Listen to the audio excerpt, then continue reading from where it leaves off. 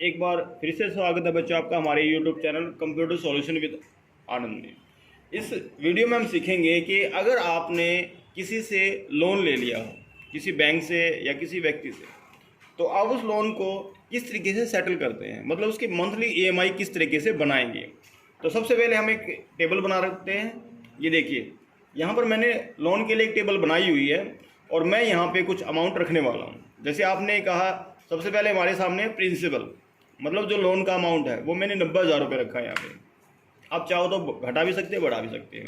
और अगर आप ये 90,000 रुपये एक साल में चुकाओ 2% ब्याज पर, 2% इंटरेस्ट रेट पर, तो आपकी जो EMI बनेगी वो क्या होगी। तो देखिए, इसके लिए हम फंक्शन लगाएंगे PMT। EMI निकालने के लिए ये फंक्शन इस्तेमाल किया जाता है। इक्वल टू PMT लिखेंगे, ब्रैकेट स्टार्ट करेंगे और ब्रैकेट के बाद लेंगे rate, interest rate. Interest rate हमारा ये रहेगा, ये मंथली रेट है। इसके बाद लेंगे हम NPR का मतलब ईयर है, जबकि ये एक साल है, इसको हम मंथ बनाएंगे तो इसको गुणा कर देंगे 12 से। इसके बाद कोमा लगाएंगे। PV का मतलब लोन होता है, जो लोन की वैल्यू होती है, प्रिंसिपल वैल्यू, ये आ जाएगा। अगर इसमें माइनस में आ रहा हो ये, तो आपने क्या कर लेना है, इसको यहाँ इक्वल टू और PMT के बीच में माइनस का निशान लगा देना ताकि ये नेगेटिव ना आए। इसके बाद हमें इस 8,510, हमारे सामने अमाउंट आया 8,510 रुपये।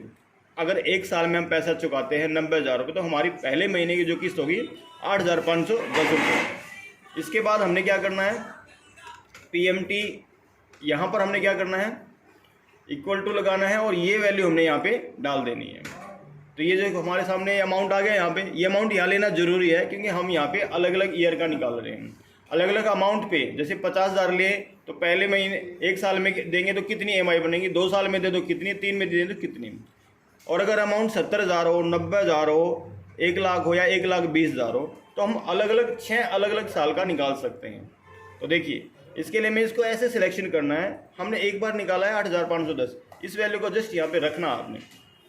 इसके बाद जाएंगे डाटा के अंदर। डाटा में जाने के बाद आपने लेना है डाटा टेबल। इसमें लिए हमने, यहाँ हमने लेनी है ये वैल्यू रो के लिए, क्योंकि हमारी ये वैल्यू अलग अलग रो में रखी हुई है। इसके बाद ले लेते हैं हम यहाँ पे 90,000 ये वैल्यू, क्योंकि ये हमारे पास अलग अलग कॉलम में है। तो कॉलम इनपुट सेल, जो कॉलम का डाटा वो अलग अलग कॉलम में आ जाए, जो रो है वो हमारी इस तरीके से शो हो जाए। ओके करेंगे इसको हम। तो ये देखिए, हमने जो अमाउंट निकाला है, अगर मैं 50,000 रुपये लोन लूँ तो 4728 रुपये किस्त बनेगी। 2 साल में चुकाऊँगा तो 2644, 3 में चुकाऊँ, 4 में, 5 में और 6 में, अलग अलग मेरे को दे रखे हैं इन्होंने। और अगर यही अमाउंट अगर 70,000 या 90,000 लूँ, जबकि मैंने यहाँ पे 90,000 का निकाल के दिखाया आपको, ये अमाउंट हमने निकाल दिया।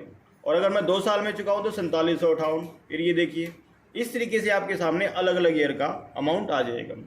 तो हमने देखो कितनी आसानी से समझा, हमारे पास अमाउंट भी दिए हुए हैं और अलग अलग ईयर भी दिए हुए हैं। इस तरीके से आप अपनी EMI निकाल सकते हो। आशा करता हूँ ये वीडियो आपको अच्छी लगेगी। धन्यवाद।